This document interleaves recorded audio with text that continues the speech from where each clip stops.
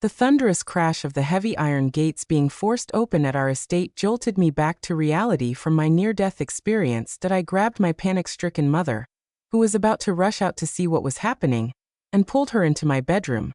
After locking the door, I gasped for breath and urged Mom to help me push the heavy oak wardrobe against the door. "Mia, what are you doing? We have security guards. What are you afraid of?" My mother, Marianne, looked at me in confusion, though she couldn't hide the terror in her eyes. She didn't know yet that my brother, James, had taken all the bodyguards with him for his beloved girlfriend. "Mom, James took all the security with him. It's just the two of us in the house now." I gritted my teeth, using every ounce of strength to push the wardrobe. The heavy oak made a spine-chilling scraping sound as it left deep scratches across the hardwood floor. Marianne froze, unable to believe that my usually responsible brother would do something so reckless. Given our family's wealth, security had always been a top priority. How could all the guards possibly leave at once? But seeing my pale face, she had no choice but to believe me. "Quick, call your brother and tell him to come back immediately," Marianne urged, her voice shaking. That I remained silent, eyes fixed on the door barely blocked by the wardrobe.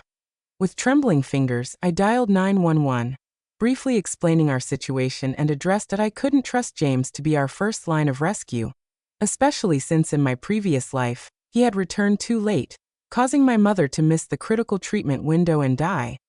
After hanging up, my heart sank. Recent heavy snowfall had blocked the roads, and our hillside estate was quite a distance from the nearest police station. That I dreaded to imagine what might happen before the police arrived. Bang! A violent crash shook the door. I instinctively pressed my body against the wardrobe as fear rushed through me. Just then, Marianne's call to James connected. "James, come home quickly. There are intruders in the house." Marianne's voice broke with tears. James's impatient voice came through the speaker. "Come on, Mom, stop making things up. I'm still waiting for the meteor shower with Michelle. I'll be back tomorrow." "I'm not lying. There really are intruders. Come back quickly, or you'll be collecting our bodies," Marianne practically screamed. James's tone grew even colder. "I know you don't like Michelle, but there's no need to make up such stories to scare me. And tell Mia Cooper that she should stop playing these little games. I won't fall for it again." Hearing these words, my heart completely sank. It seemed my brother had also been reborn. But why would he think this was a lie I made up? In my previous life, he had witnessed with his own eyes how those thugs tortured Mother and me. Why was he being so cold this time around? Just because of Michelle Peterson? Just because she casually said Mia did it on purpose in her suicide note? Heavy footsteps approached outside the door.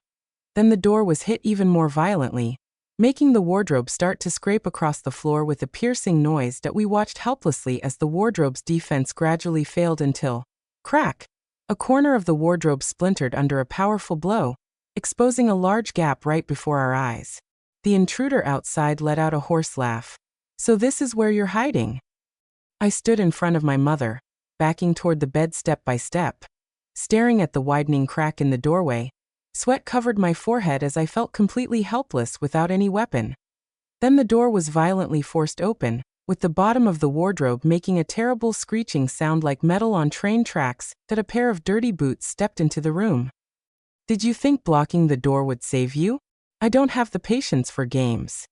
The man smiled crookedly, his disgusting gaze scanning the room. I froze in place, staring at the gleaming knife in his hand, its cold light reflecting off his filthy knuckles.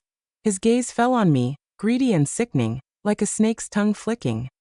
Well, I didn't expect to find such a pretty young lady here." Marianne let out a heart-wrenching scream. "Don't touch her."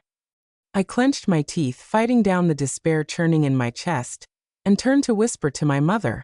"Mom, whatever happens next, don't interfere. Move back. There's a trampoline outside the window that should cushion your fall. Then run to the Patel house next door and find Nathan Patel. Ask him to bring help for me."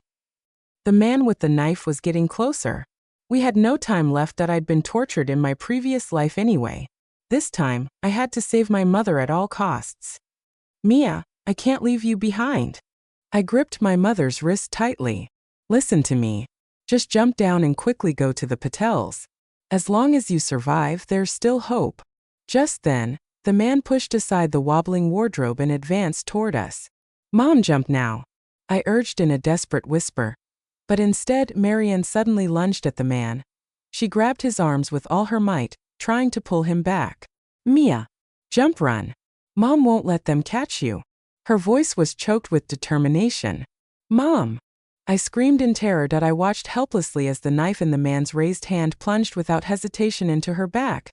That flash of red burst into my mind, shattering all rational thought in my shock. Mom gasped in pain but still held onto the man's waist, desperately shouting to me, "Jump! Mia, jump now! Don't stop!"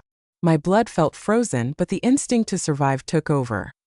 There was no chance of winning in a direct confrontation. I rushed to the window and jumped without hesitation. As I landed and bounced violently on the trampoline, I felt a sharp pain shoot from my ankle up to my calf.